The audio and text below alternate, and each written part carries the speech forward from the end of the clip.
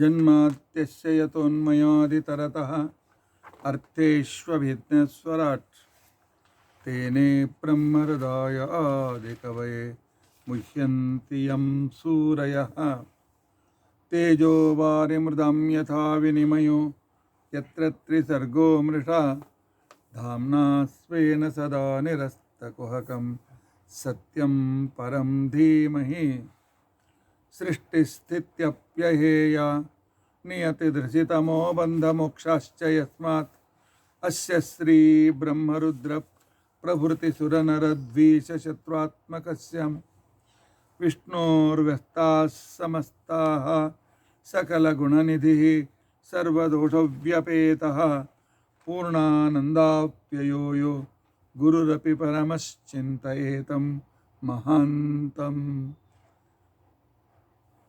धर्मप्रोज्झितकैतवोऽत्र परमः निर्मत्सराणां सतां वेद्यं वास्तवं वस्तु शिवदं तापत्रयोन्मूलनं श्रीमद्भागवते महामुनिकृते किं वा परैः ईश्वरः सद्यो हृद्यवरुध्यतेऽत्र कृतिभिः शुश्रूषुभिस्तक्षणात्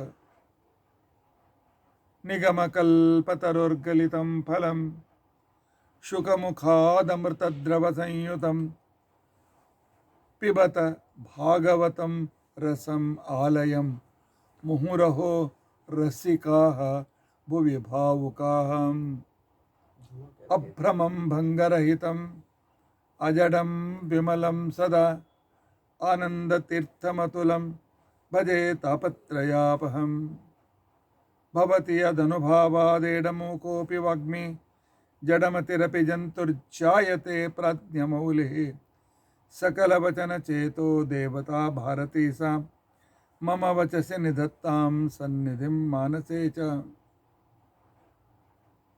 अस्मत्कुरुसमारम्भां टीकाकृत्पादमध्यगां श्रीमदाचार्यपर्यन्तां वन्दे गुरुपरम्पराम् विद्यायां विबुधाचार्यं वेदज्ञानाब्धिचन्दिरं दुर्मतध्वान्तमार्ताण्डं सत्यध्यानमुनिं भजे पञ्चाशद्वर्षपर्यन्तं सततं रामपूजकः श्री सत्यप्रमोदगुरुराट् भासतां नो हृदम्बरे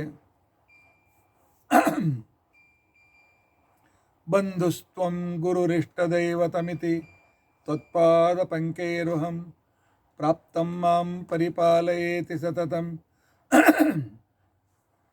याचे निबद्धाञ्जलिः चित्तं मत्कुणदोषचिन्तनविधौ नूनं मनं मा कृथाः श्रीसत्यात्मगुरो त्वदङ्घ्रियुगलं हित्वा न मे सद्गतिः यैरहं शुकवत् सम्यक् शिक्षितोऽस्मि कृपालुभिः तान् वन्दे धेनुपाचार्यान् तत्त्वज्ञानार्थसिद्धये श्रीगुरुभ्यो नमः हरिः ओं हरिः ओं हरिः ओं स्वस्तिस्तु असेड सन्मङ्गलानि सन्तु श्लोकैकश्रवणपठनमात्रेण वक्तुश्च श्रोतॄणां निखिलकलिकृतकल्मषापनोदनपटुतरे धर्माद्यखिलपुरुषार्थसाधने भूते अद्य श्रीमद्भागवते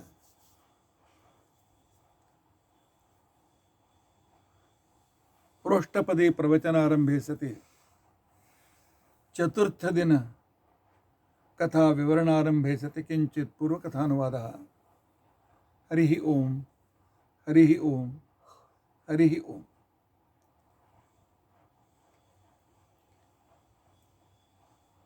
हरे राम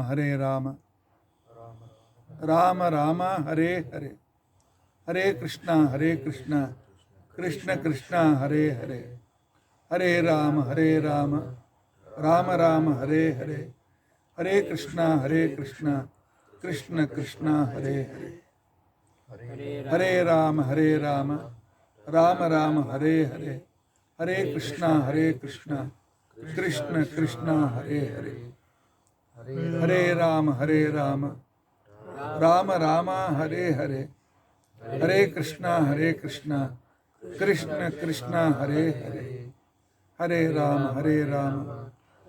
राम राम हरे हरे, हरे कृष्ण कृष्ण कृष्ण हरे हरे, हरे राम राम राम हरे हरे, हरे कृष्ण कृष्ण कृष्ण हरे हरे,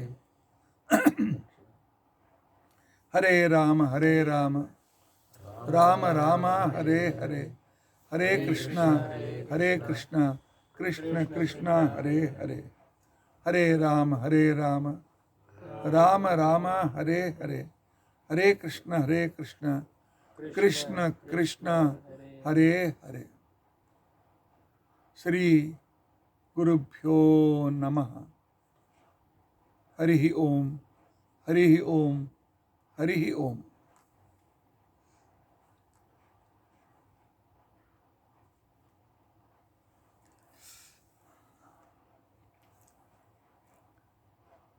कल हमने भगवान सृष्टि कैसे करते हैं, किस तरह सृष्टि हुई, और 24 तत्वों के द्वारा पूरे विस्तृत सृष्टि को भगवान ने किया, और हम पर उनका बहुत बड़ा उपकार। इतना सब कुछ देने वाले भगवान को हम भूलते हैं तो हम कृतज्ञ हैं। हम आदमी नहीं रह सकते हैं, हम मनुष्य होकर नहीं रह सकते।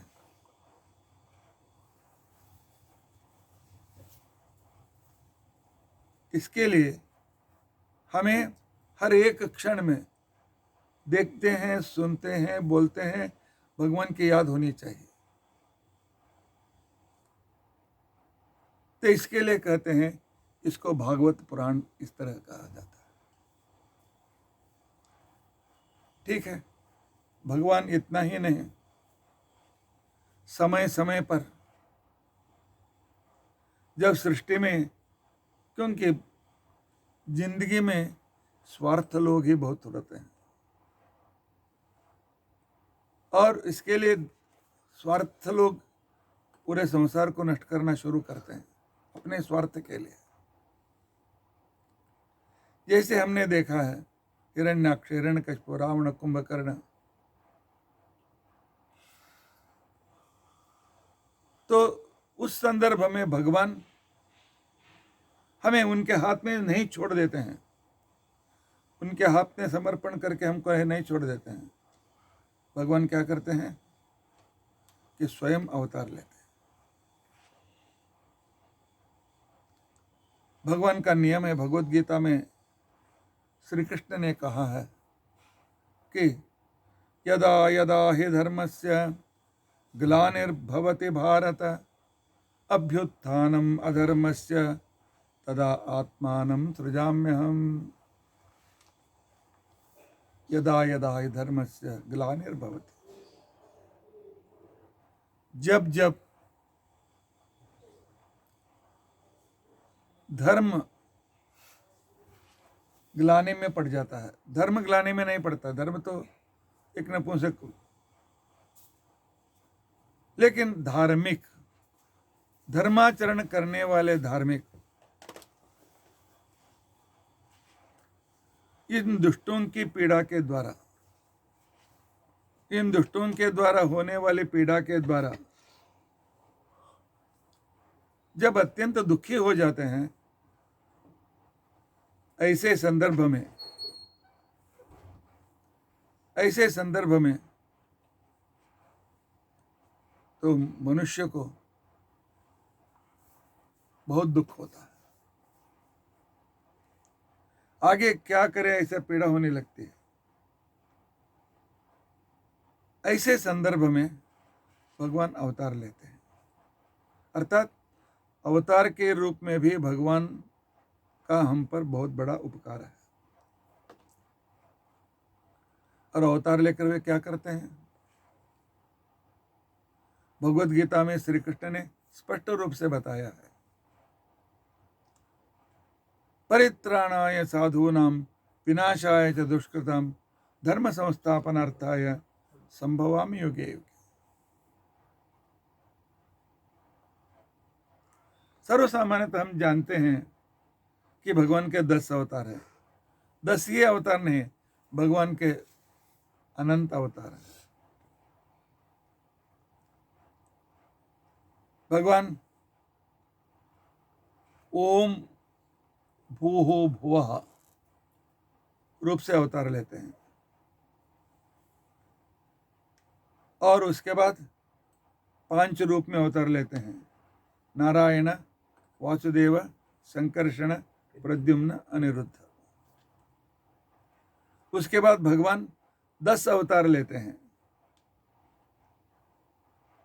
वे 10 अवतार हैं मत्स्य, कूर्म, वराह, नारसिंह, वामन, परशुराम, राम, कृष्ण, बुद्ध, कल के। भागवत में 22 अवतारों का विवरण किया गया है और उसके बाद भगवान केशव, नारायण, माधव इत्यादि 24 रूप लेते हैं और उसके बाद भगवान अज, आनंद इत्यादि अकारादि अक्षरों पे 51 रूप लेते हैं। ये सभी मिलकर अजादि 101 रूप हो गए। उसके बाद विश्वम, विष्णुर्वषट्कार आदि 1000 रूप लेते हैं और उसके बाद भगवान परादि बहुरूप लेते हैं। अजित, आनंद आदि अनंत रूप ले भगवान लेते हैं, इन्फिनिट रूप, इन्फिनिट अवतार लेते हैं। तो हर एक कण कण में भगवान रह करके हमारी रक्षा हर एक क्षण कर रहे हैं। भागवत में भगवान के राम रूप में विवरण आता है, परमात्मा पहला रूप है पुरुष रूप। पुरुष रूप से अवतार लेते हैं। एक परमात्मा जब ब्रह्मा जी की सृष्टि की,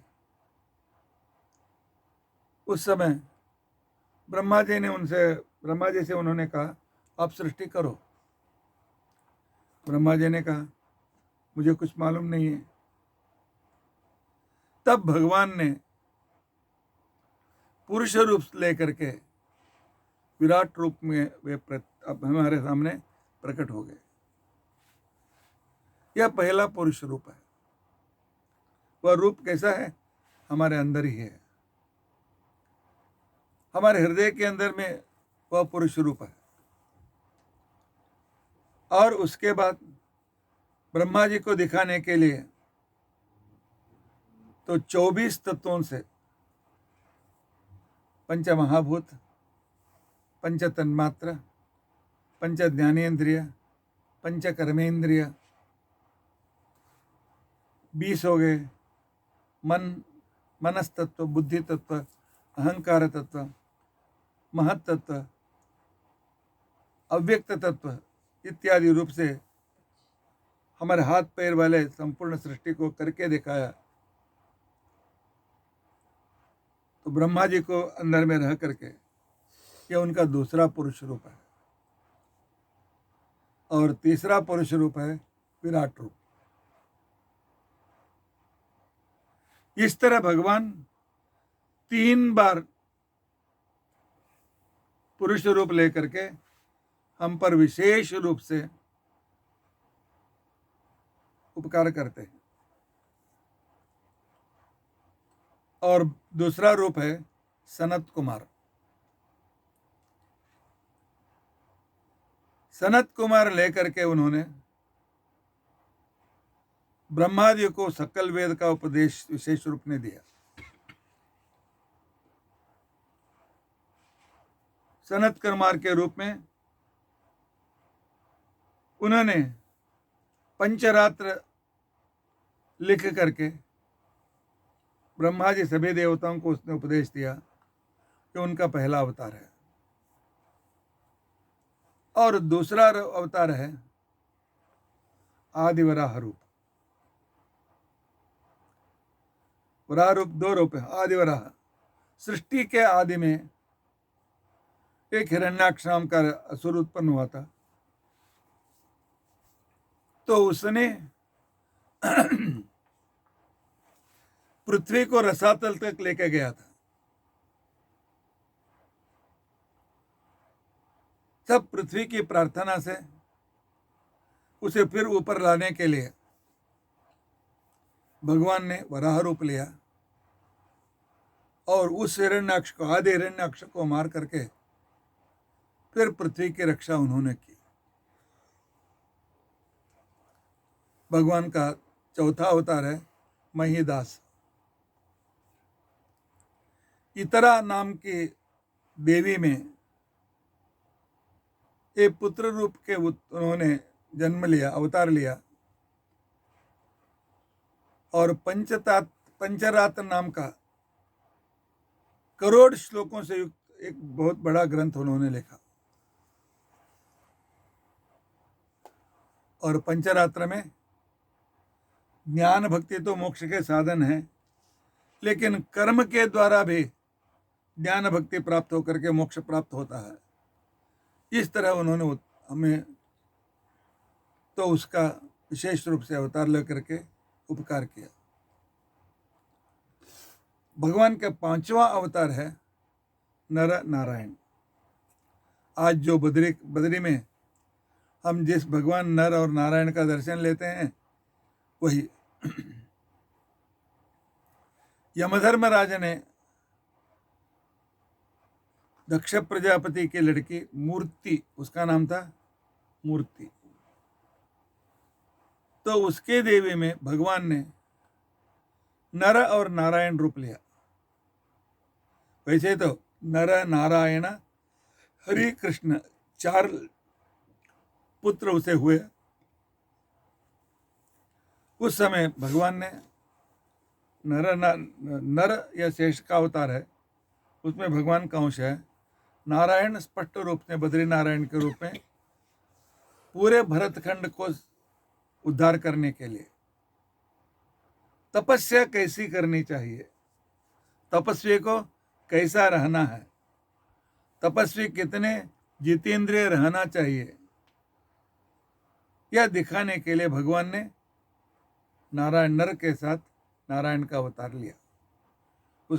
उसकी कथा बाद में विस्तार रूप से आती है, इसलिए मैं विस्तार नहीं करूंगा। भगवान का छठा अवतार है कपिल। कर्दम और देवहूति के निमित्त बना करके तत्वज्ञान पूरे संसार में नष्ट हो गया था। यह तत्वज्ञान क्या है, तो इसका उपदेश देने के लिए भगवान ने कपिल अवतार लिया। और सातवां अवतार है दत्तात्रेय। ब्रह्म विष्णु महेश्वर अत्रि के यहाँ अवतार लेते हैं, तो ब्रह्मा जी को कोई अवतार नहीं है। इसके लिए तो वहां पर चंद्र रूप के रूप में ब्रह्मा जी चंद्र के आवेश में रह करके अत्रि के नेत्रों से उत्पन्न हो गए, और अत्रि अनुसुईया के सामने भगवान स्वयं प्रकट होकर के मैंने अपने आप को आपको दे दिया, स्वीकार करो। मया दत्तम स्वामेव हम दत्तवान, मुझे अपने आप को आपको दे दिया मैंने। इसके उनका नाम पड़ा दत्त। लेकिन अत्रि ऋषि का पुत्र होने के कारण उनका नाम पड़ा दत्तात्रेय। आठवां अवतार है यज्ञ। स्वयंभव मन के मनवंतर में मनु की लड़की आकुति, उन्होंने उसे रुचि प्रजापति के साथ शादी कर दी। उनके यहाँ भगवान यज्ञ के नाम से उत्पन्न हो गए।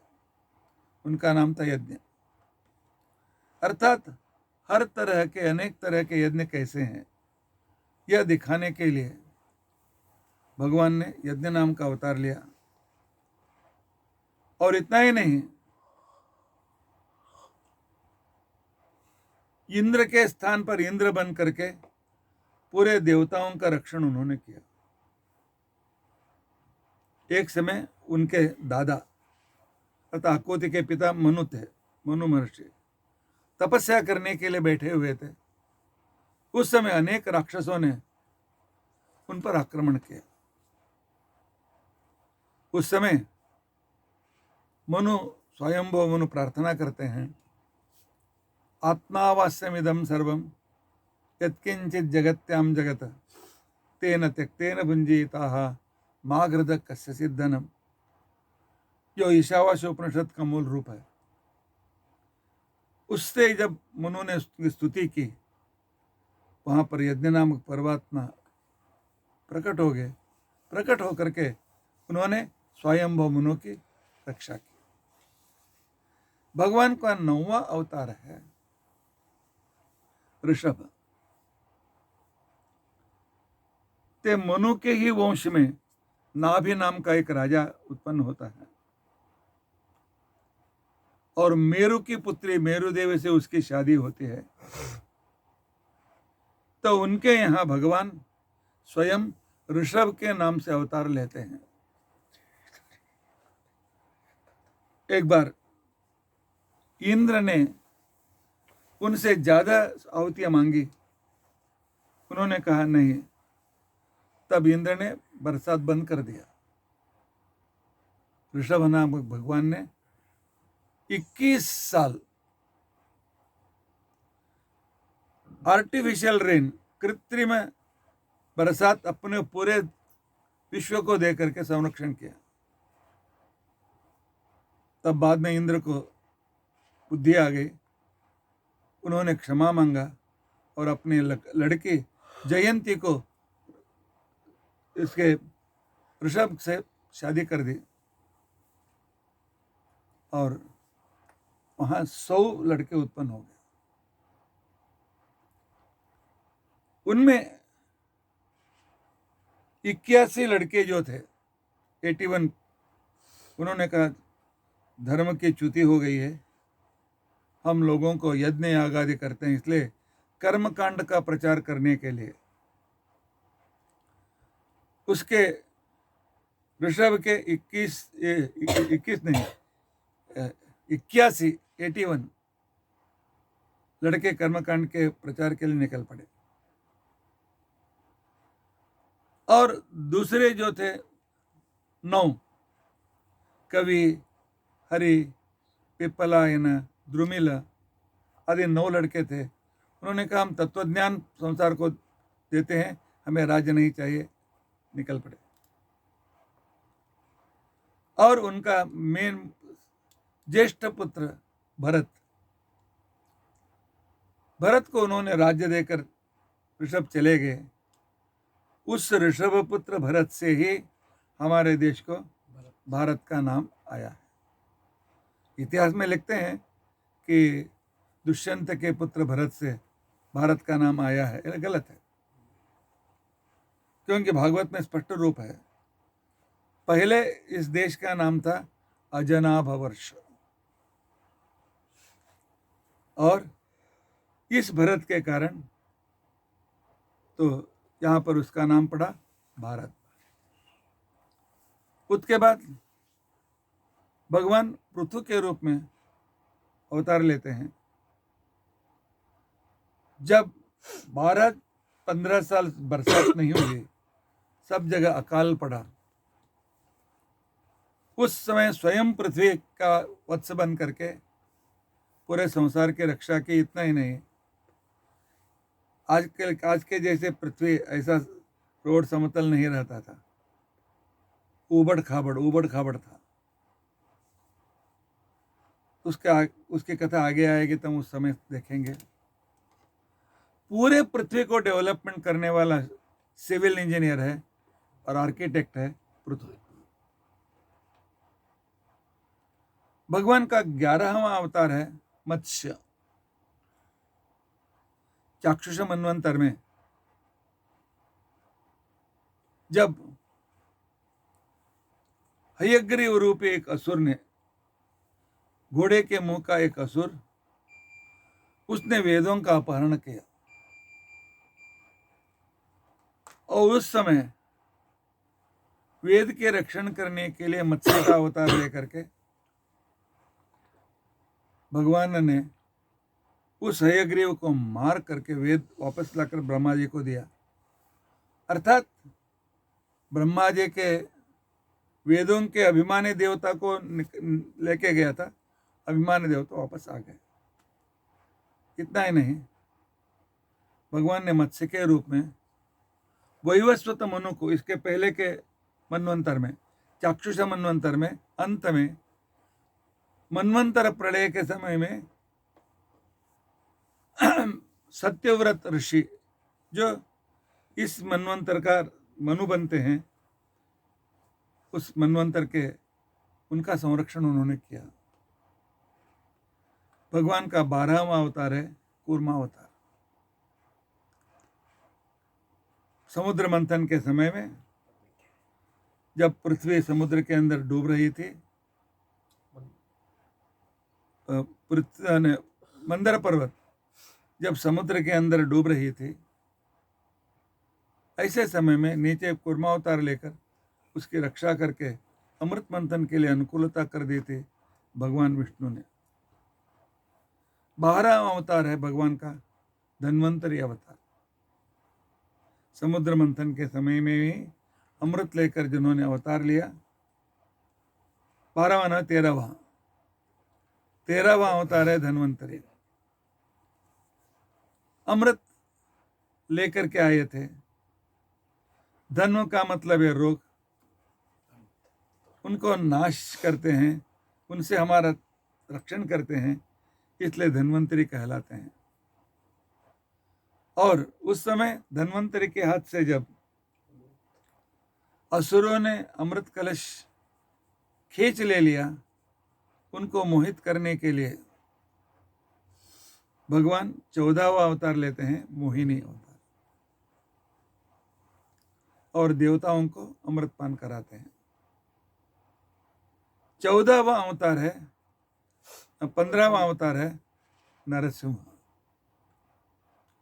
आपको कथा मालूम है, प्रहलाद के रक्षा के लिए स्तंभ से उत्पन्न होने वाले नरसिंह।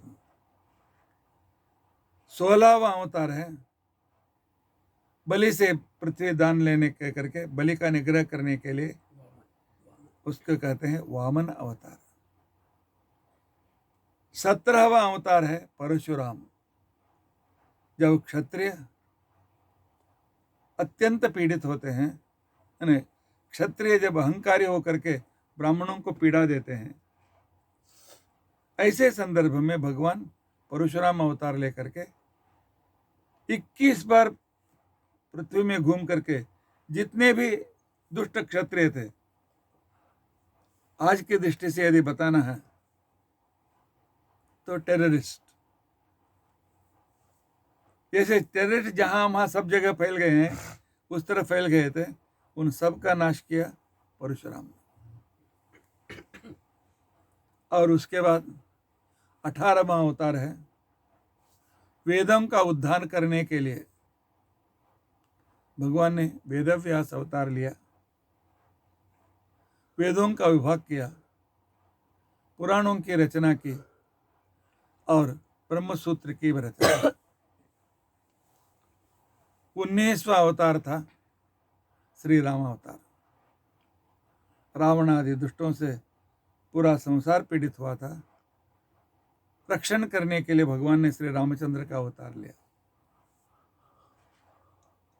और 20वां अवतार था बलराम। बलराम साक्षात भगवान का अवतार नहीं, श्री कृष्ण विष्णु के काले बाल के अवतार हैं।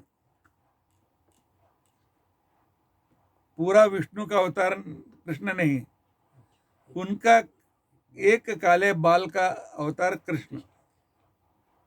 अर्थात भगवान की शक्ति कितना हो सकती है, कल्पना करो। बलराम में उनका एक सफेद बाल का तो आवेश था, शुक्ल केशावेश। इसका विवरण हम आगे करेंगे। उसके बाद 21वां अवतार श्री कृष्ण, 22वां अवतार बुद्ध, गौतम बुद्ध बन करके। तो वेद का दुरुपयोग करने वाले जितने दुष्ट थे, जितने पूरे विश्व का संहार करने वाले थे, तो उनको ऐसे उपदेश दिया, तो उनको वेद के विरुद्ध अर्थ होना चाहिए, ऐसा कर करके उन्हें दूर किया और भगवान ने पृथ्वी का उद्धार किया। और 23वां अवतार है कल की अवतार।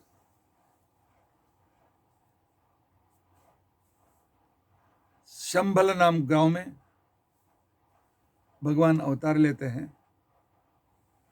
और आगे कलयुग के अंत में जब पूरे दुष्ट नास्तिक पूरे संसार में प्रकट हो जाते हैं, ऐसे संदर्भ में भगवान कल के अवतार लेते हैं और पूरे संसार का उद्धार करते हैं। भागवत कहता है, जैसे नदी से अनेक नाले निकलते हैं, वैसे भगवान के अवतार भी असंख्य हैं। अवताराः असंख्येयाः हरेः सत्वनिधेः द्विजाः। सूताचार्य जी शौनकादि ऋषियों को बताते हैं कि भगवान के अवतार असंख्य हैं। यथा विदासीन कुल्याः सरसस्युत्सहस्रशः, जैसे नदी से हजारों नाले निकलते हैं, उसी तरह भगवान के असंख्य अवतार हैं। इसलिए पुरुष अर्थ और उसके बाद कुमार अंश के लेकर के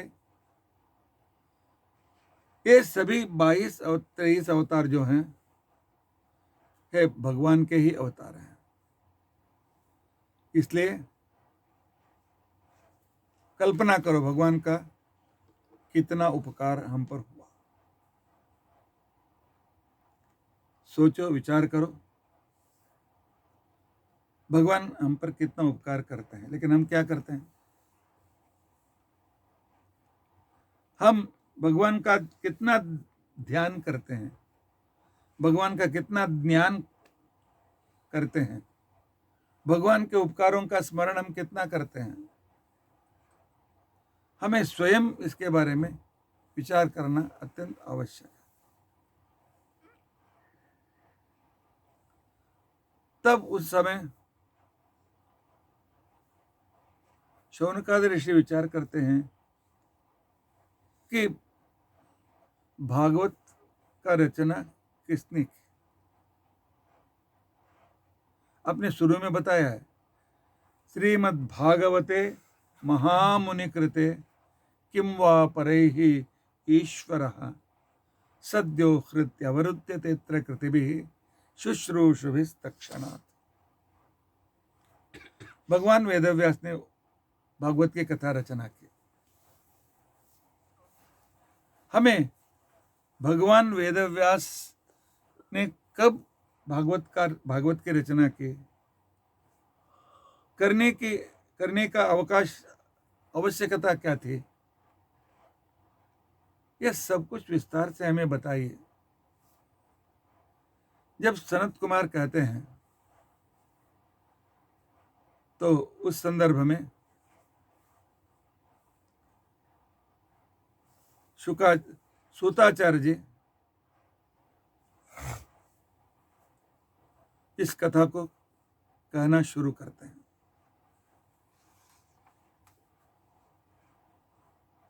एक बार नारद भगवान से मिलने के लिए आए। भगवान वेदव्यास अत्यंत अनंत गुण परिपूर्ण, कुछ लोग इन्हें सिर्फ ऋषि मानते हैं, लेकिन पद्म पुराण कहता है कोह्यन्य पुंडरीकाक्षात् महाभारत कृत भवेत्। यह सिर्फ ऋषि के रूप में नहीं है, महाभारत जैसे ग्रंथ लिखने वाला साक्षात भगवान होना अत्यंत अनिवार्य है। तो इसके लिए वेदव्यास जी साक्षात भगवान है। जब नारद जी वेदव्यास जी के पास आए तो वेदव्यास उनके सामने उन्होंने कुछ चिंतित दिखाई दिए। कोई उनके मुंह पर असमाधान था, उनके मुंह के ऊपर बड़ी चिंता थी।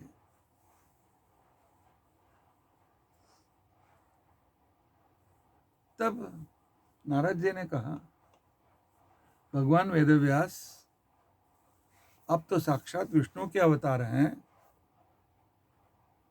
और अनंत गुण परिपूर्ण हैं, ज्ञान और आनंद ही आपका शरीर है। ऐसे संदर्भ में आपको यह दुख क्यों? आपके मुंह पर अतृप्ति क्यों? आपके मुख पर यह असमाधान क्यों? तो भगवान वेदव्यास ने कहा, नारद, तुम ज्ञानी हो और सब जगह घूमते रहते हो।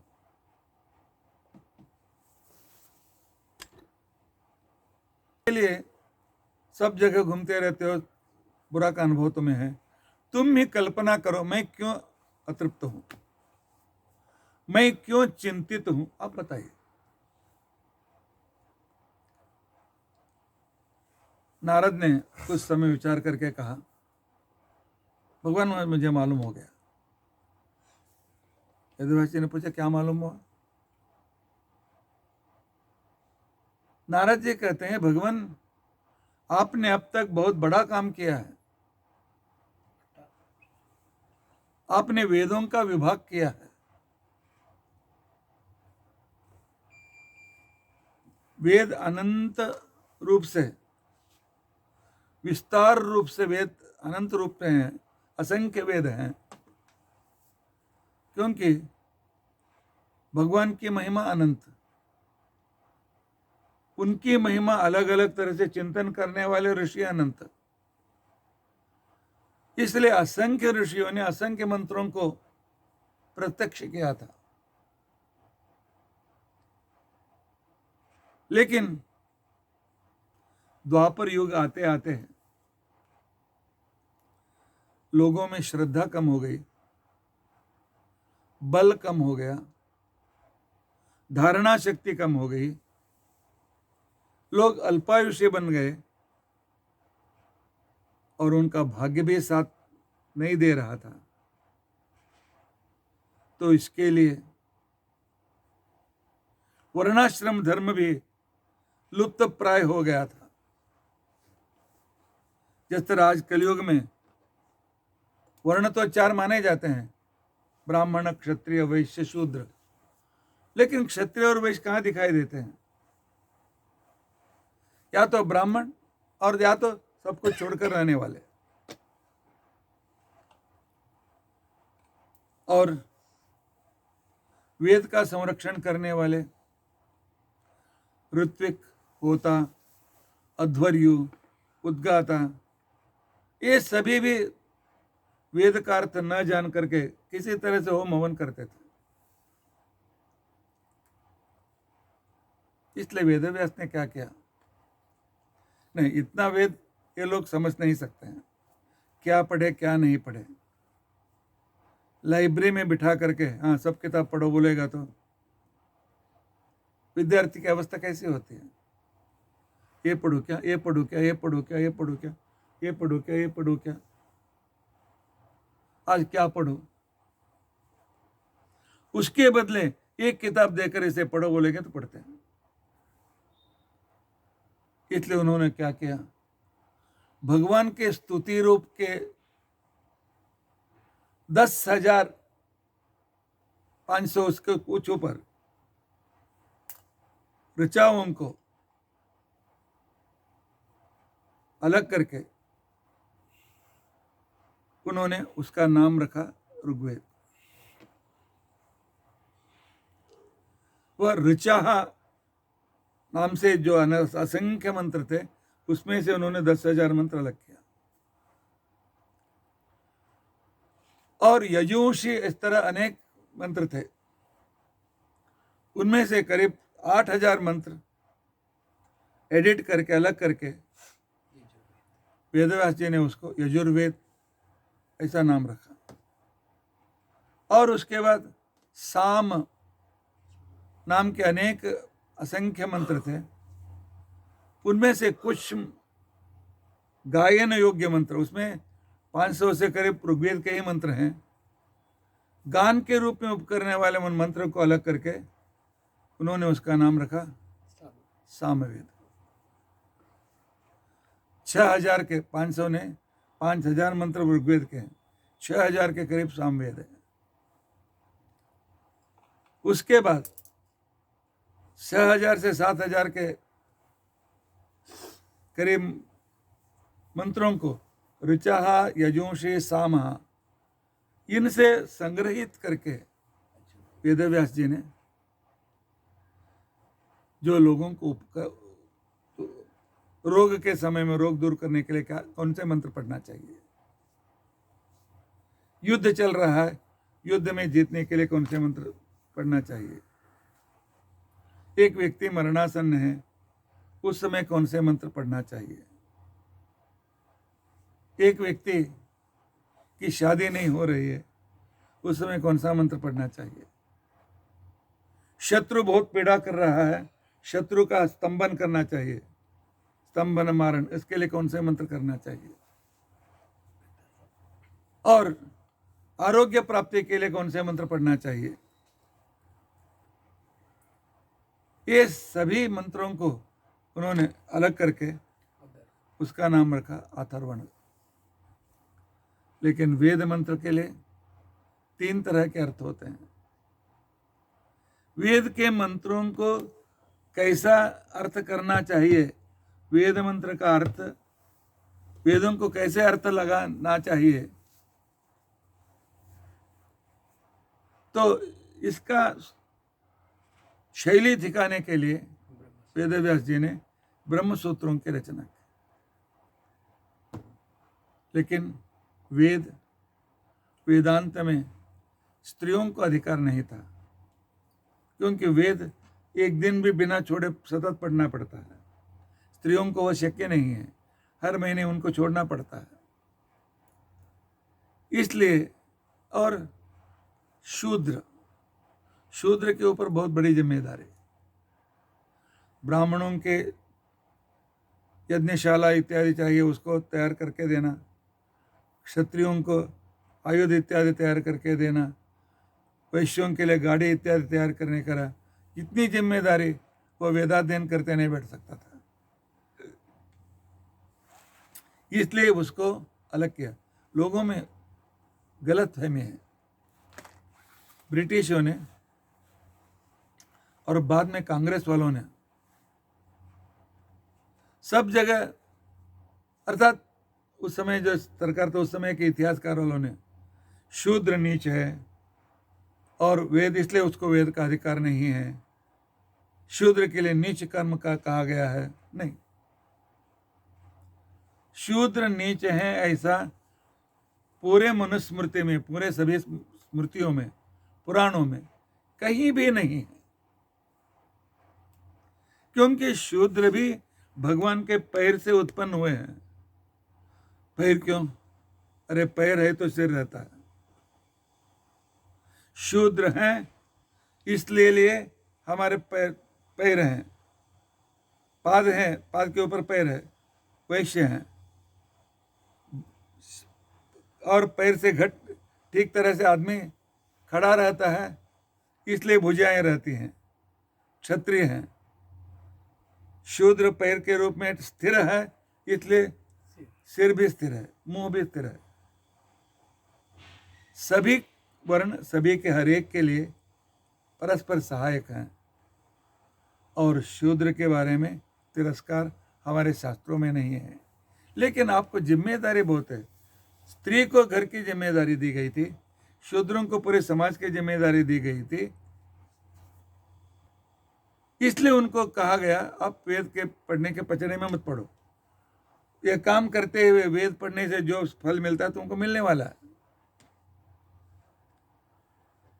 और उसके बाद वेद का अधिकार रहने वाले ब्राह्मण, क्षत्रिय, वैश्य जब वेदाध्ययन नहीं करते हैं, उनके लिए नाम दिया गया ब्रह्मबंधु। अर्थात उपनयन जिसने नहीं किया, रोज जो वेदांत का पठन नहीं करते हैं, वे ब्रह्मबंधु बन जाते हैं। उन्हें भी वेद के अधिकार से दूर हो जाते हैं। इन लोगों को तत्वज्ञान कैसे मिले? इसलिए भगवान ने इन सभी को तत्वज्ञान देने के लिए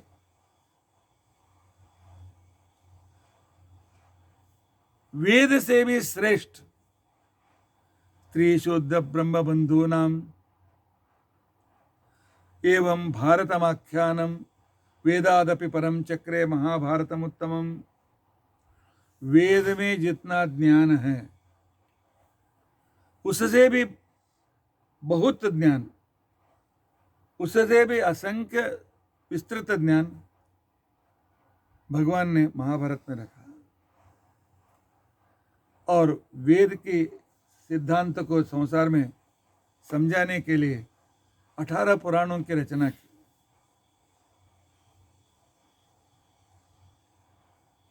नारद जी बोलते हैं वेद व्यास जी ने, आपने समाज के लिए इतने सब कुछ रचना की, लेकिन आज समाज में अज्ञानी व्यक्ति बहुत हुए हैं। अज्ञानी व्यक्तियों के द्वारा, कारण वेदों का अध्ययन करने वाले कितने मिलते हैं? हाँ, वेद पढ़ने वाले बहुत लोग मिलते होंगे। बहुत लोग मतलब संख्या से, पूरे संसार में तो वो भी बहुत कम है। लेकिन वेद का अर्थ जानने वाले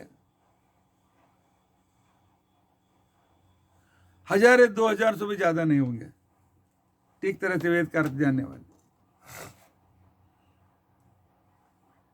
तो वेद का विभाग किया, लेकिन अध्ययन करने वाले कोई नहीं है, ऐसे तो आपको मन में चिंता है।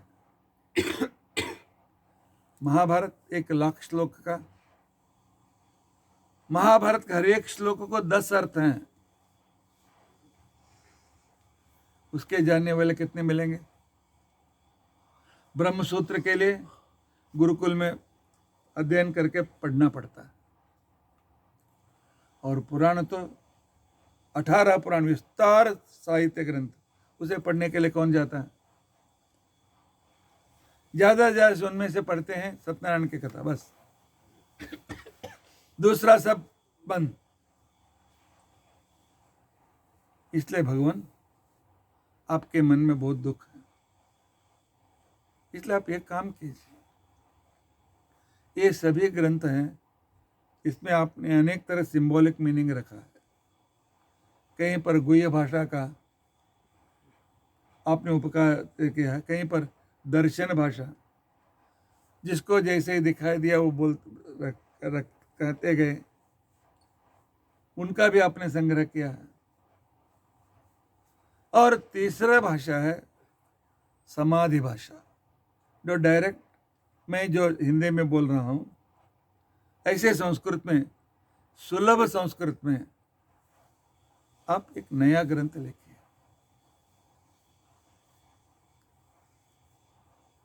इसलिए मैं आपसे कहता हूं, तभी आपका समाधान दूर हो जाता है। तब भगवान ने कहा, मैं असमाधानित नहीं था, मैं विचार कर रहा था कि अभी समाज के लिए मैं क्या करूं, समाज को मैं क्या दूं इसका मैं विचार कर रहा था, इसलिए तुमने बताया, ठीक है। मैं सुलभ भाषा में अर्थात समाधि भाषा में श्रीमद् भागवत ग्रंथ की रचना करता हूं, तो जिसके कारण पूरे संसार के लोग वेद शास्त्र पुराण आदियों का सार जान सकते हैं। इसलिए वेदोपनिषदात् सारात् जाता भागवती कथा, भागवत के 12 स्कंध वेद उपनिषद इत्यादियों में जो अत्यंत सूक्ष्म तत्वज्ञान कहा गया है, भगवत प्राप्ति के लिए जो प्रमुख तत्व कहे गए हैं, उनका विवरण भागवत में प्राप्त होता है। गायत्री भाष्य रूपोसो वेदार्थ परिब्रह्मिता, भागवत के बारे में वचन है, ये पूरे गायत्री मंत्र का रहस्य के साथ सर्व वेद का सार रूप है श्रीमद् भागवत। इतना ही नहीं, ब्रह्म सूत्र पदैश्चैव, ब्रह्म सूत्र का भी यह सार रूप है, लेकिन यहां पर तत्वज्ञान कथा के रूप में कहा गया। अनेक ऐतिहासिक पात्रों को लेकर के और उस पात्र के द्वारा पूरे संसार को क्या नीति सिखानी चाहिए, उस नीति सिखाने के लिए उन्होंने भागवत की रचना की।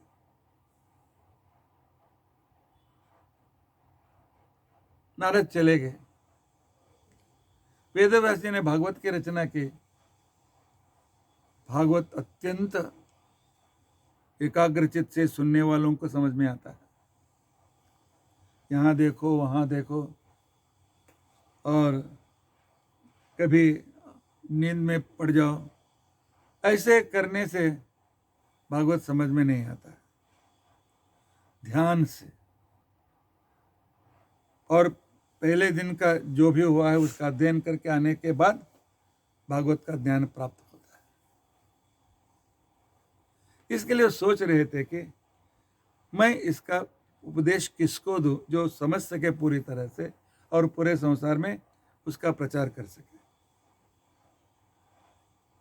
अपने होम शुरू करने के लिए 2 अरणे लेकर के मथन कर रहे थे वेदव्यास जी। उस समय एक अप्सरा स्त्री, घृताचे नाम की अप्सरा स्त्री, बहुत दिनों से उसने तपस्या की थी कि भगवान को निमित्त करके मुझे एक पुत्र प्राप्त हो। उस समय वेदव्यास जी के मन में आया था, मैं किसको भागवत का उपदेश दूं। और उसी समय घृताची ने आकर के कहा, वेदव्यास जी आशीर्वाद कीजिए, आपसे एक पुत्र मुझे चाहिए। तो भगवान ने सोचा, संकल्प किया। उसी समय उनके संकल्प से एक पुत्र की उत्पत्ति हो गई। 8 साल का लड़का, मेघश्याम वर्ण, सुंदर नेत्र और मुख से अनेक वेदों का पठन करते हुए वहां पर प्रकट हुआ। प्रकट होते ही उसने देखा, ये मेरे जन्म के लिए निमित्त हैं वेदव्यास, और यह वह घृताची अप्सरा तो शुक के रूप में आकर के बैठी थी, शुक पक्षी के रूप में आकर बैठे थे। उसको निमित्त करके उत्पन्न हुआ। तो इसके लिए उनका नाम पड़ा शुकाचार्य। शुकाचार्य जी ने देखा, ये मेरे पिता हैं, ये मेरी माँ है, लेकिन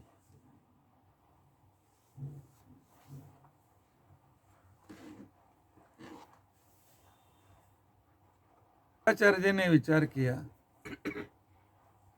क्योंकि शुक्राचार्य कौन थे? साक्षात शंकर, साक्षात कैलासाधिपति शंकर के अवतार के रूप में उन्होंने अवतार लिया था। ज्ञानी, महाविरक्त और संपूर्ण वेदों के ज्ञाता उस शुक्राचार्य जी के यहाँ साक्षात वायुदेव भी उनके यहाँ अविष्ट होकर के आकर थे। तब उन्होंने सोचा, यह पिता माता संसार भाई बहन ये सब कुछ मुझे नहीं चाहिए, बस मुझे तपस्या करके भगवत प्राप्ति करना है और भी भगवान विष्णु के बारे में बहुत ज़्यादा जान लेना है। समझ करके शुक्राचार्य जी वहाँ से निकल पड़े। उन्होंने कहा, पिताजी आपको नमस्कार, माताजी आपको नमस्कार, मैं संसार में पढ़ना नहीं चाहता हूँ, इसके लिए अनुमति दीजिए। कहा, निकल पड़े, अनुमति के लिए रुके भी नहीं। ऐसे श्रेष्ठ विरक्त व्यक्ति को देख करके वेदव्यास जी के मन में आया कि भागवत सुनने के लिए, मुझसे भागवत का उपदेश लेने के लिए यही व्यक्ति योग्य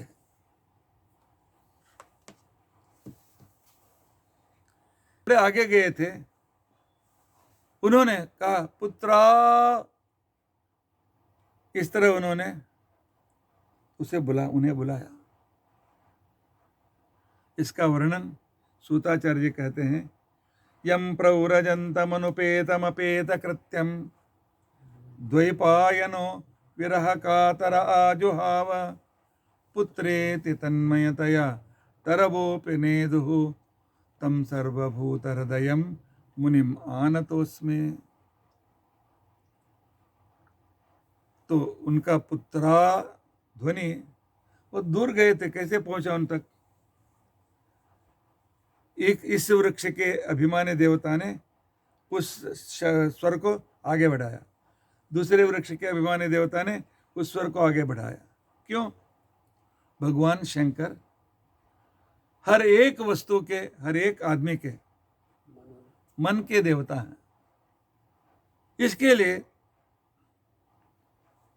शुक्राचार्य के कान में पड़ गया, वापस आ गए। वापस आकर के कहा, पिताजी आपने बुलाया, मेरी क्या सेवा चाहिए थी? आपकी कौन सी सेवा मैं करूं? तो पूछने के बाद रचना की है। वेदव्यास जी कहते हैं कि मैंने भागवत की रचना की है, तो इसके लिए मैं तुम्हें सिखाना चाहता हूं। शुक्राचार्य जी ने कहा, आपने मुझे ज्ञान दे दिया है और नए ज्ञान लेकर मैं क्या करूं? मैं तो पाठ प्रवचन करने वाला नहीं हूं, नहीं तो कथावाचक बन करके लोगों को बता करके पैसे कमाने के लिए मुझे कोई इच्छा नहीं है। तो इसके लिए मुझे भागवत लेकर मैं क्या करूं? तो वेदव्यास जी ने कहा, नहीं, भागवत पैसे के लिए नहीं, भागवत भक्ति के लिए। और भागवत का कथावाचक जो होते हैं वे कभी किसी से मांगते नहीं, और जब मांगने लगे तो भागवत कथा करने का अधिकार उनको नहीं है।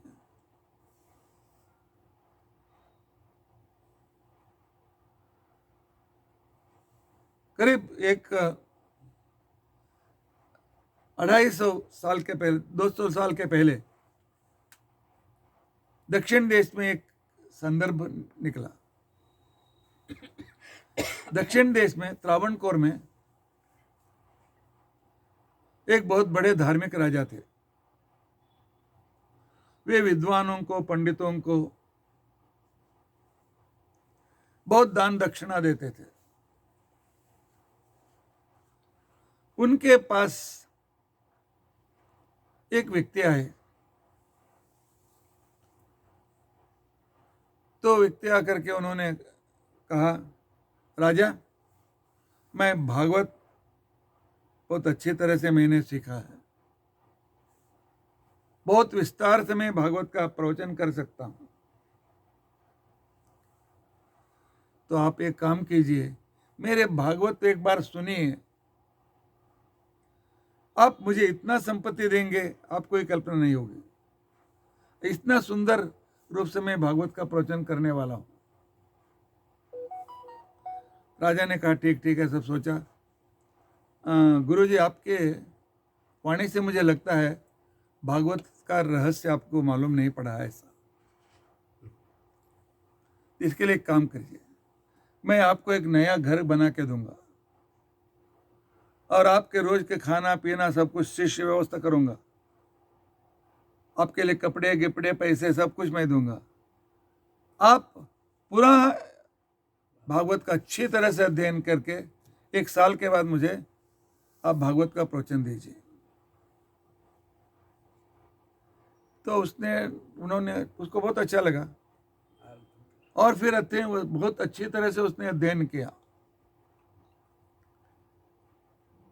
1 साल के बाद फिर राजा के पास आया, राजा 1 साल पूरा हो गया, मैंने हर एक श्लोक हर एक अक्षर का अच्छी तरह से अभ्यास किया है, अभी इस तरह से मैं आपको प्रवचन दूंगा, आप खुश हो करके आपका आधा राज्य भी मुझे दे सकते हैं, उतना अच्छी तरह से मैं भागवत का प्रवचन करूंगा।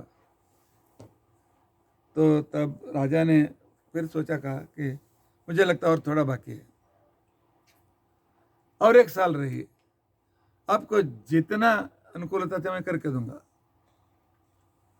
तो तब उन्होंने भागवत मन से अध्ययन किया, पहले पांडित्य से के रूप में अध्ययन किया था, मन से अध्ययन किया। अध्ययन करने के बाद उनके लगा कि देने वाला भगवान है, ये राजा कौन?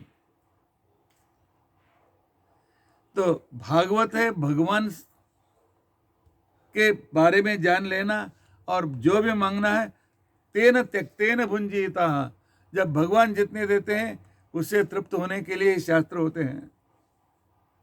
1 साल हो गया, 1 महीना हो गया, 2 महीना हो गया, राजा के पास आए ही नहीं हुए।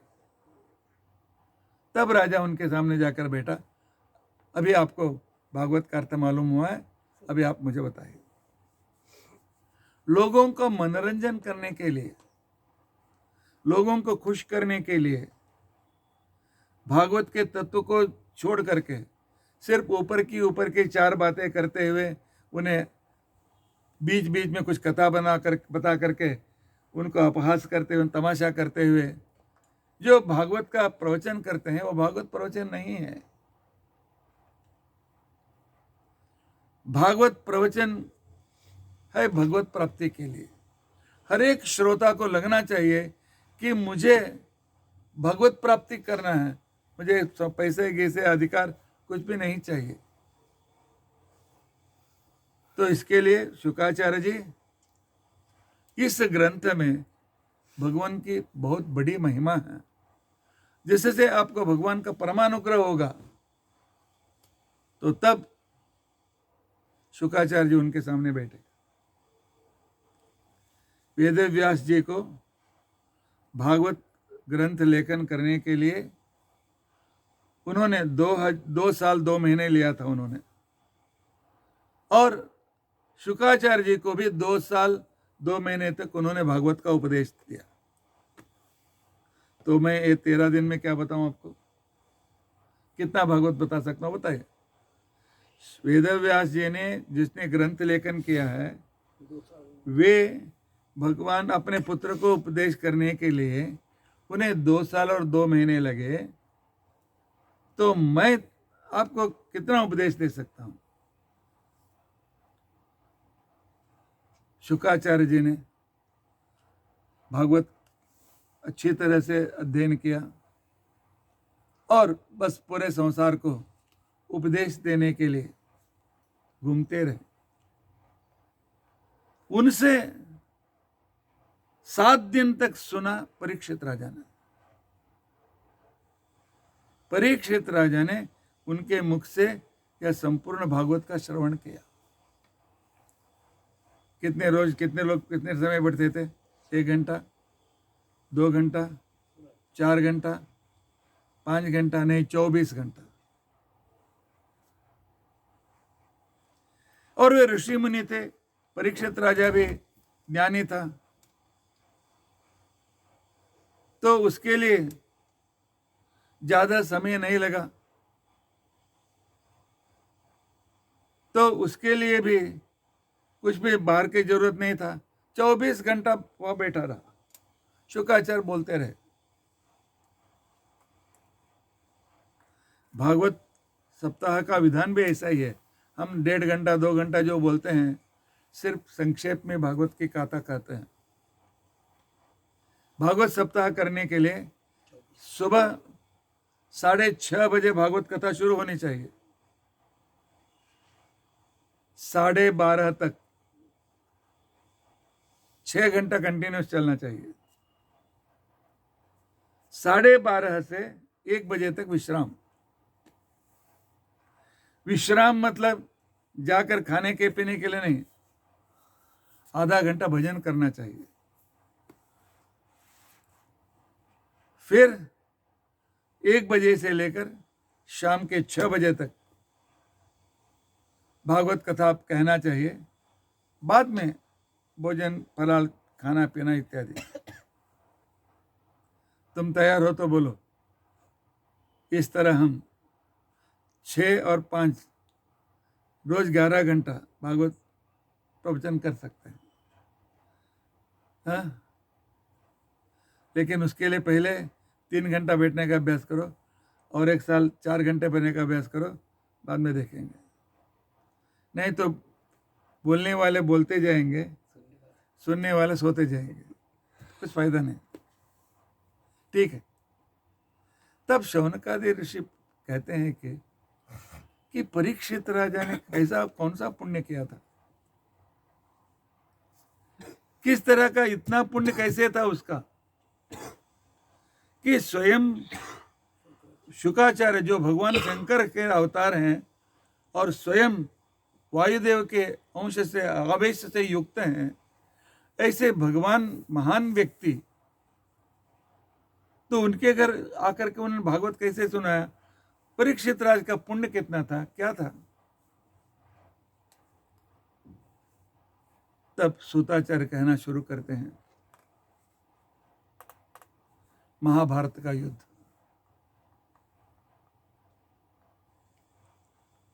श्री कृष्ण ने संधान करने की कोशिश के रूप में एक काम किया, लेकिन दुष्ट दुर्योधनादि ये सभी तो राज्य देने के लिए तैयार नहीं हुए। इसलिए महाभारत का युद्ध विस्तृत युद्ध हुआ और इस महाभारत के युद्ध में 18 दिन तक चला। 18वें दिन तो शल्य जब पराजित होकर के मर गए, तो दुर्योधन वैशंपायन सरोवर में जाकर के छिप गए। लेकिन पांडव वहां भी पहुंच गए। पांडव वहां भी पहुंच करके तो भीम ने उन्हें ललकारा युद्ध के लिए। दुर्योधन और भीम के युद्ध होकर के बाद में भगवान भीम की गदा से दुर्योधन के दोनों पैर टूट गए और जमीन पर गिर गया, लहू बहने लगा। तब भीम ने उनको बहुत कुछ सुनाया। बाद में दुर्योधन के सिर के ऊपर पैर रख करके, अभी तुम्हारा सिर को मैं तहस नहस कर दूंगा। क्यों मैं ऐसा कर रहा हूं?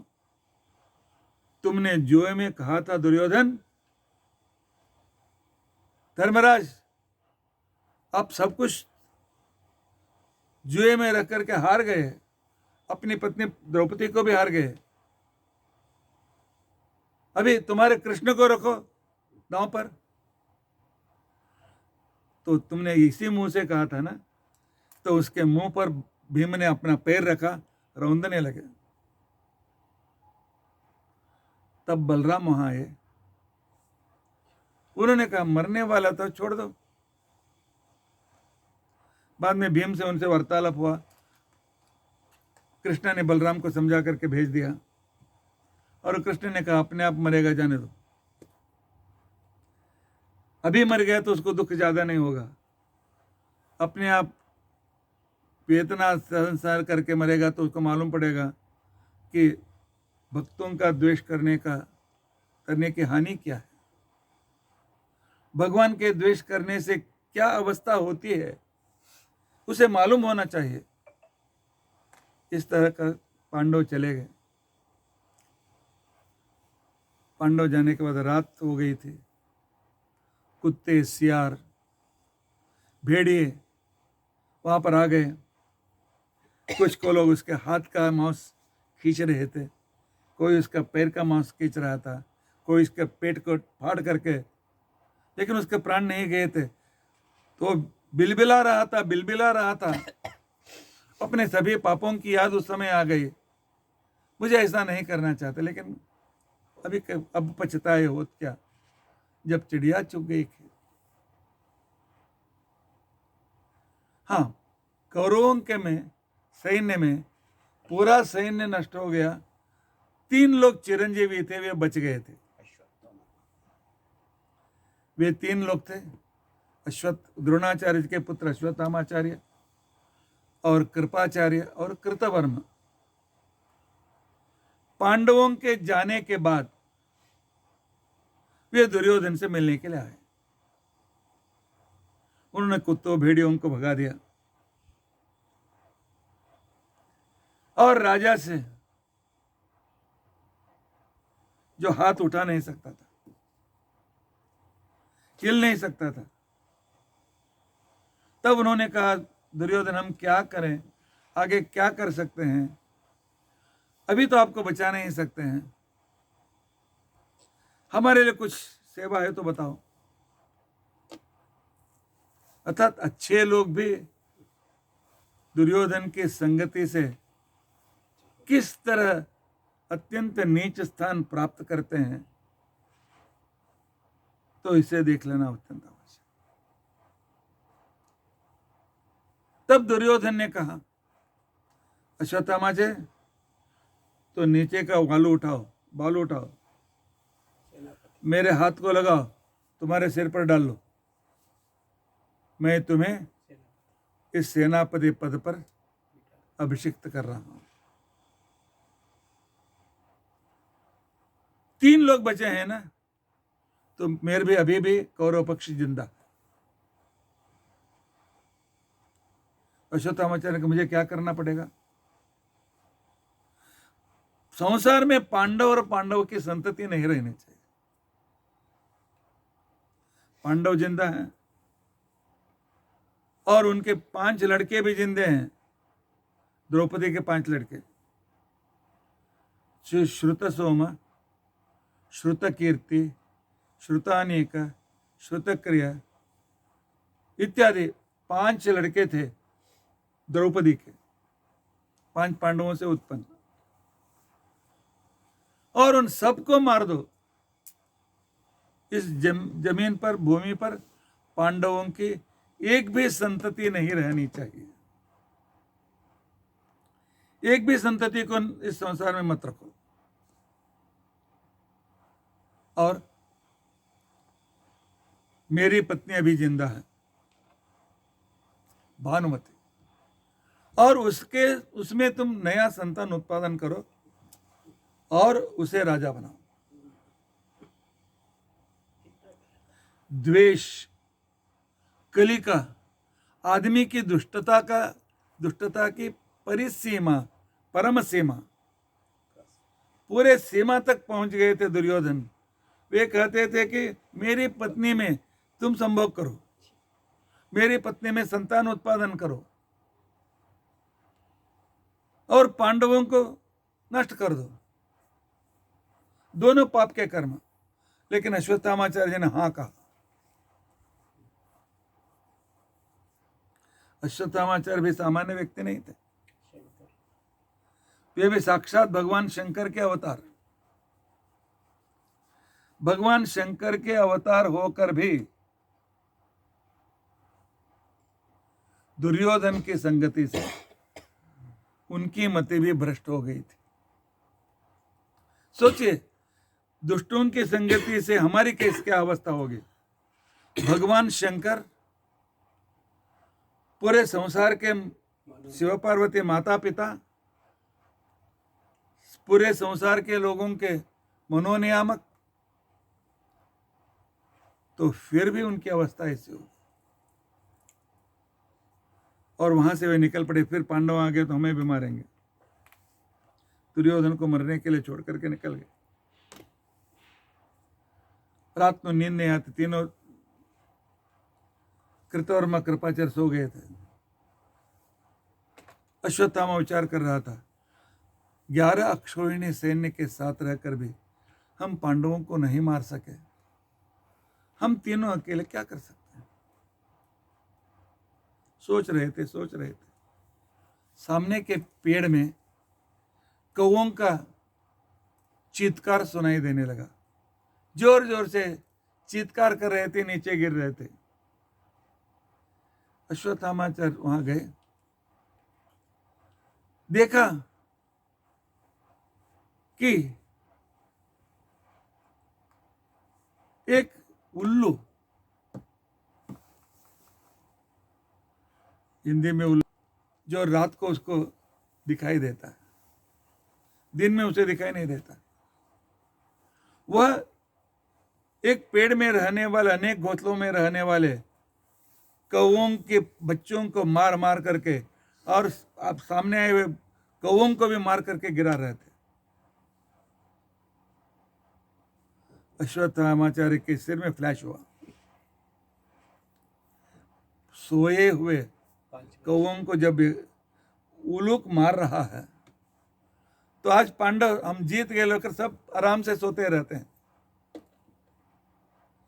अभी उनको मारना चाहिए। अर्थात सोए उनको मारना युद्ध नीति नहीं थी।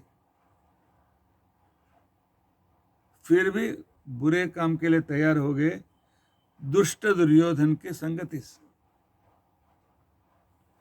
उन लोगों को निकल पड़े, पांडवों के शिविर के पास आ गए। लेकिन भगवान की इच्छा अलग होती है। भगवान जिसको बचाना चाहते हैं बहुत बड़े संकट से भी बचाते हैं, और जिनको मारना चाहते हैं कितने भी सुरक्षित है तो उनको मार देते हैं। इसलिए शास्त्रों में कहा गया है कि यन्न भवति तन्न भाव्यम, भवति च भाव्यम, विनापि यत्नेन करतलगतमपि नश्यति यस्य हि भवितव्यता नास्ति। भगवान की इच्छा में जो नहीं होने वाला है कभी नहीं होगा। यन्न भवति तन्न भाव्यम, भवति च भाव्यम, जो होने वाला है भगवान की इच्छा नहीं तो वह भी नहीं होगा। हाथ में कौर आ गया, मुंह में क्यों नहीं देने में क्या लगता है? अंधे में भी अंधा भी हाथ के कौर को मुंह तक लेके जाता है। लेकिन भगवान की इच्छा नहीं है तो पहले का खाना हुआ गले में अटक जाता है, दूसरा हाथ में अन्न रहता जाता है, वो आदमी मर जाता है।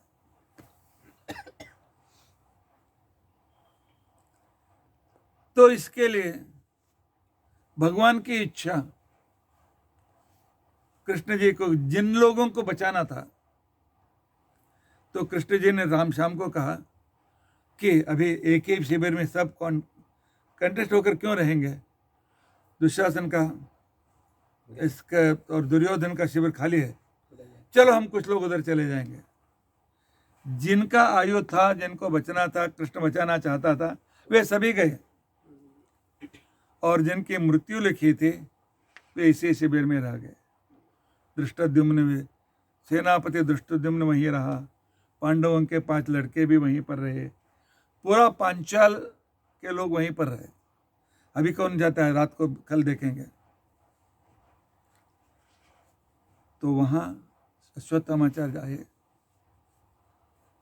अंदर जाना चाहते थे, भगवान शंकर ने उनको अड़ा दिया, आगे नहीं जा सकते। अश्वत्थामाचार्य, आप क्यों बीच में आते हैं, आपको क्या संबंध है, मुझे पांडवों का मारना है। शंकर जी ने कहा नहीं, ये पांडव रोज रात को सोते समय रात्रि सूक्त का पठन करते हैं। जो रात्रि सूक्त का पठन करते हैं, दुर्गा देवी और मैं रात भर उनकी रक्षा करते हैं। इसके लिए तुम अंदर नहीं जा सकते हो। अश्वत्थामा ने सभी अस्त्र शंकर जी के ऊपर प्रयोग किया, लेकिन भगवान शंकर उस सबको गिलंकृत करने लगे।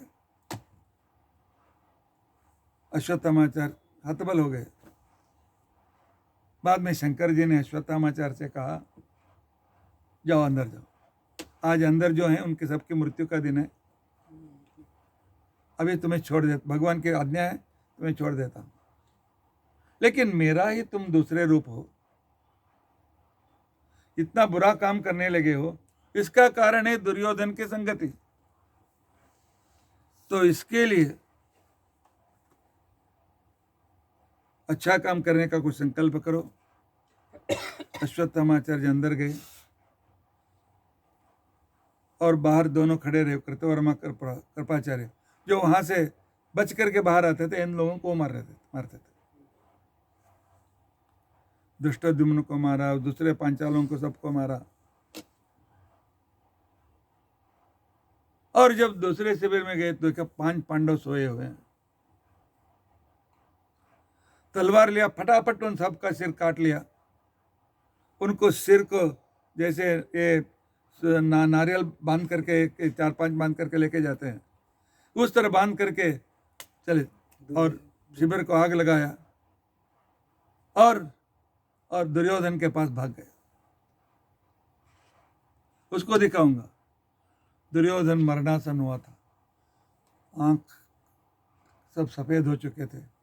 अश्वत्थामा, दुर्योधन देखो देखो, पांचों पांडवों को मैंने मारा है। दुर्योधन ने देखा, अश्वत्थामाचार्य आपने धोखा खाया है, ये 5 पांडव नहीं है, द्रौपदी के 5 लड़के अपने पिताजी के जैसे दिखाई देते हैं, अपने पिता के जैसे दिखाई देते हैं। अश्वत्थामाचार्य ने कहा, ठीक है, पांडव तो बूढ़े हो गए, अभी तो उनको बच्चे नहीं होंगे, और उनके 5 बचे थे, ये सब खत्म हो गए, और पांडव पृथ्वी हो गई। नहीं, मरते समय दुर्योधन कहता है, अभिमन्यु की पत्नी उत्तरा वह गर्भिणी, पांडवों का शिशु वहां पर पल रहा है, उसे भी नष्ट करो कह करके वो मर गया। अर्थात क्रोध, द्वेष, अज्ञान, विपरीत ज्ञान आदमी को कितना दुष्ट बनाता है। तो कहानी भागवत सुनने के लिए नहीं है। क्रोध को तुम पालोगे, एक दिन तुम्हारा भी विनाश इसी तरह से होगा। क्योंकि दुर्योधनो मन्युमयो महाद्रुमः, दुर्योधन क्रोध की प्रतिमूर्ति थी, प्रतिमूर्ति था वह।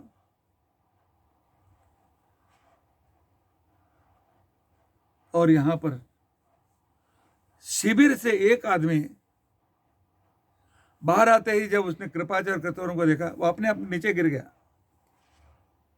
उन्होंने समझा मर गया समझ करके, वो दूसरी ओर मारने के लिए गए तो निकल करके जाकर के भीम को बताया।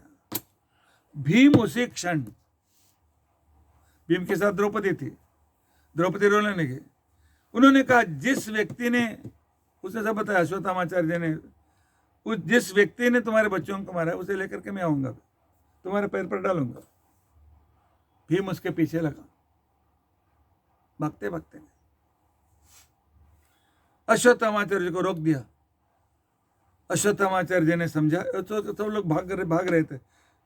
कृतवर्मा में एक और भाग गया, कृपाचार्य एक और भाग गए, अश्वत्थामाचार्य के पीछे भीम लगा था। रुको अश्वत्थामाचार्य। अश्वत्थामाचार्य रुक गए। अश्वत्थामाचार्य ने समझा भीम को सिर्फ गदा युद्ध आता है, अस्त्र युद्ध नहीं आता है। तो भीम के साथ अस्त्र युद्ध करने, वारुणास्त्र, अग्निस्त्र, वायुवास्त्र, मोहनास्त्र, जृंभकास्त्र सभी। लेकिन भीम अस्त्र युद्ध को सीखा नहीं था, लेकिन वह सर्वज्ञ था। तो उसने उन देवताओं को आज्ञा देने लगा, जाओ उसके शस्त्र को नष्ट करो, तुम जाओ उसका नष्ट करो। अश्वत्थामा के सभी अस्त्र नष्ट हो गए। तब अश्वत्थामाचार्य के बचा था हाइड्रोजन अणुबम, एटम बम, ब्रह्मास्त्र। यह अंतिम अस्त्र था, क्योंकि नारायण अस्त्र चला गया था। उन्होंने ब्रह्मास्त्र को साथ में रखा, संकल्प किया कि कृष्ण सहित पूरा पांडव वंश नष्ट हो जाए इस ब्रह्मास्त्र से। उसी समय अर्जुन, कृष्ण, दूसरे सब आ गए।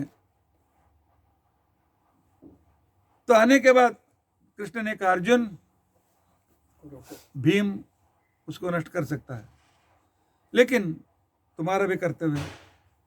भीम, आप विश्रांति ले लो। अर्जुन, पति ब्रह्मास्त्र छोड़ो।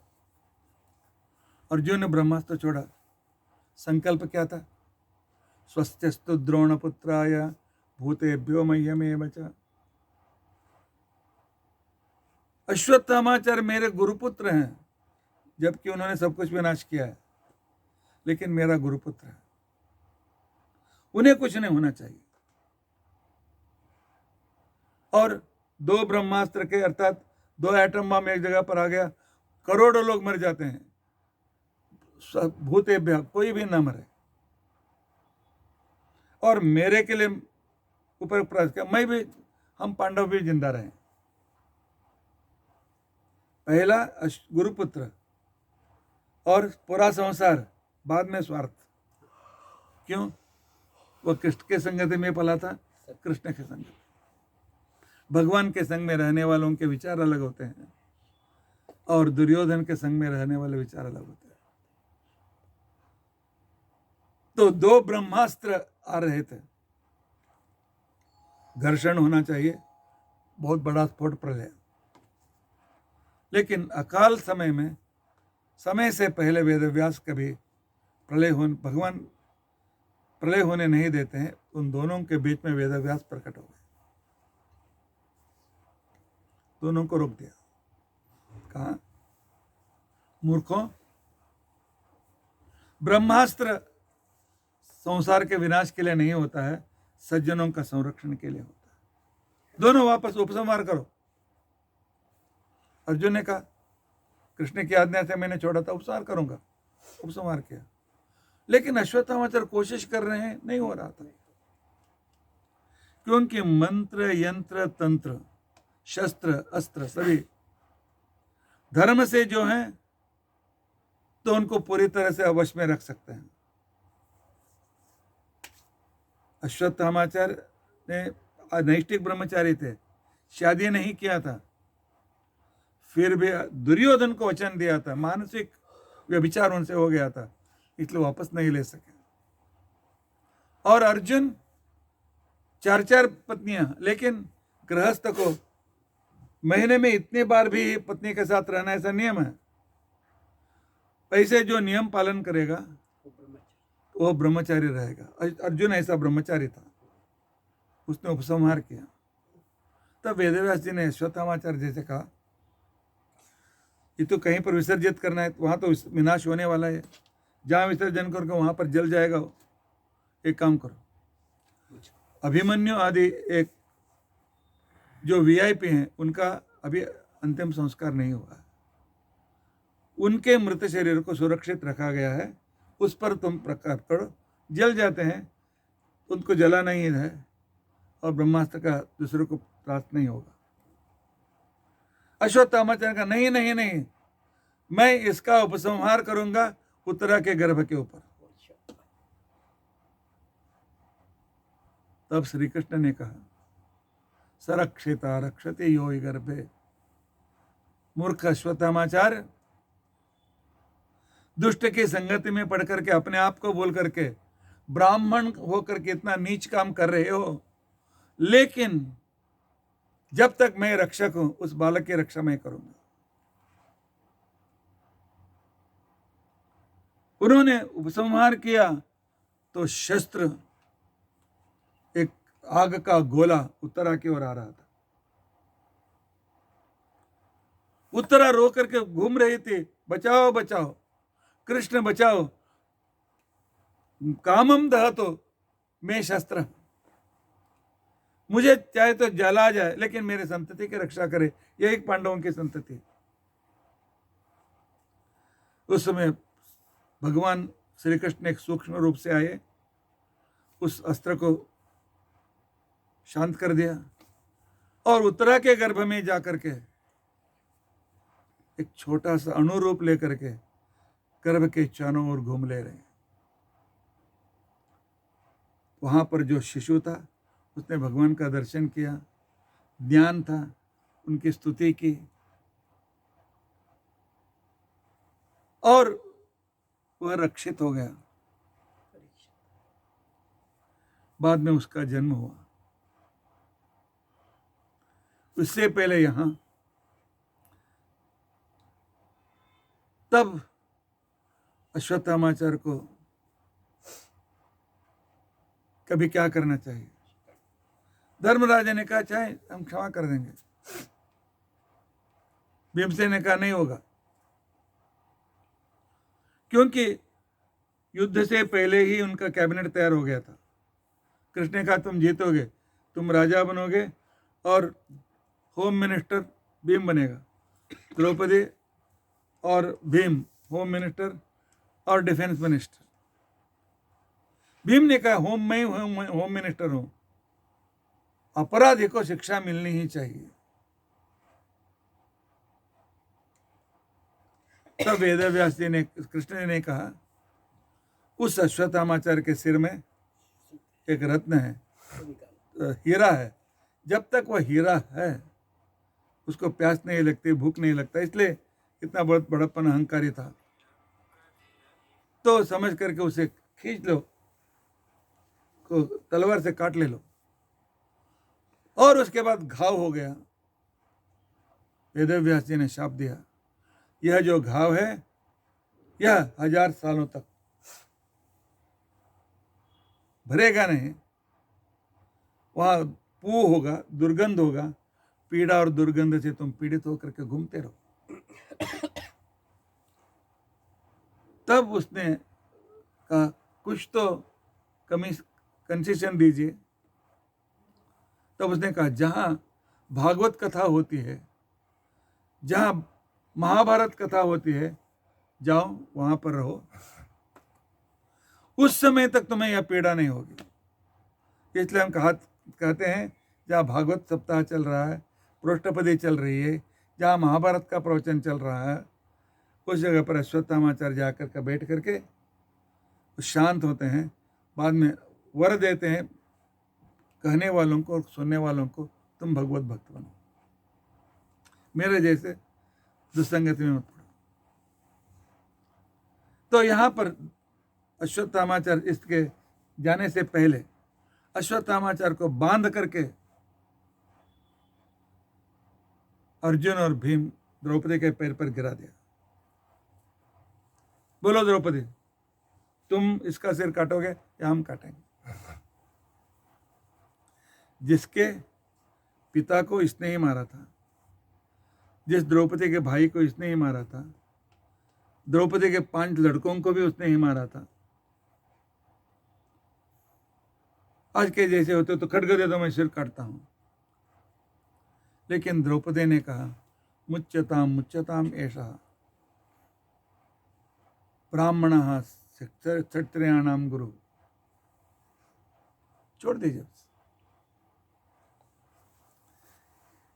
क्योंकि ब्राह्मण को शास्त्रों में कहा गया मृत्युदंड नहीं देना चाहिए।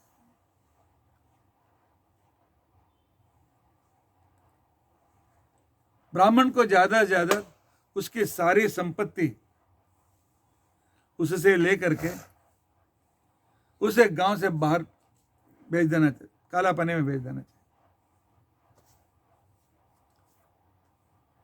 और अभी मैं इसे मारूंगा तो ये तो मर जाएगा, लेकिन एक दुखी व्यक्ति है, द्रोणाचार्य की पत्नी, अश्वत्थामाचार्य की मां, तो युद्ध में अपने पति को खोकर के बहुत दुखी है और अपने पुत्र को खोकर बहुत बड़ी दुखी होगी। और पुत्र के जाने के बाद माँ उनको क्या होता है, उनकी परिस्थिति क्या होती है, मैं स्वयं उसका अनुभव कर रही हूँ। नहीं, संतान मरण का दुख बहुत बड़ा होता है, इसके लिए उन्हें छोड़ दीजिए। पहले उसने छोड़ दिया था, बाद में उसको शिक्षा और रत्न लेने का सब कार्यक्रम बाद में हो। और यहाँ पर जन्म हुआ उत्तरा से, गर्भ से, लेकिन ब्रह्मास्त्र 12 साल तक उसका प्रभाव रहता है, बाहर आते हुए मर गया। फिर सब पांडव कृष्ण का स्मरण किया, कृष्ण आए, अपने पैर के स्पर्श से उसको जिंदा किया और परितः इक्षत्रत्वात्, अपने चारों ओर घूमने वाले भगवान को जिसने देखा था, इसके लिए उसका नाम परीक्षित पड़ा। लेकिन पालने में उसको नामकरण हुआ था विष्णुरात, विष्णु से सुरक्षित, विष्णुरात ऐसा नाम दिया गया था। वही परीक्षित जिसने गर्भ में भगवान को देखा था, इसलिए पुण्यवान था। शुकाचार्य जी उसे उपदेश देने के लिए यहाँ पर आकर पधारे थे। और शुकाचार्य परीक्षित के पास क्यों आए, परीक्षित के प्रश्न क्या थे, उसका उत्तर क्या होगा, हम कल के दिन देखने की कोशिश करेंगे। इति अद्य कथा प्रसक्ति। हरे राम राम राम हरे हरे, हरे कृष्ण कृष्ण कृष्ण हरे हरे, हरे राम राम राम हरे हरे, हरे कृष्ण कृष्ण कृष्ण हरे हरे, हरे राम राम राम हरे हरे, हरे कृष्ण कृष्ण कृष्ण हरे हरे। उग्रं वीरं महाविष्णुं ज्वलन्तं सर्वतोमुखं नृसिंहं भीषणं भद्रं मृत्युं नमाम्यहम्। अक्षयं कर्म यस्मिन् परे स्वर्पितं प्रक्षयं यान्ति दुःखानि यन्नामतः। अक्षरो योजनः सर्वदेवामृतः कुक्षिगं विष्णुं सदा जातिकं प्रीणयामो वासुदेवं देवतामण्डलात्। श्रीकृष्णार्पणमस्तु। श्रीकृष्णार्पणमस्तु।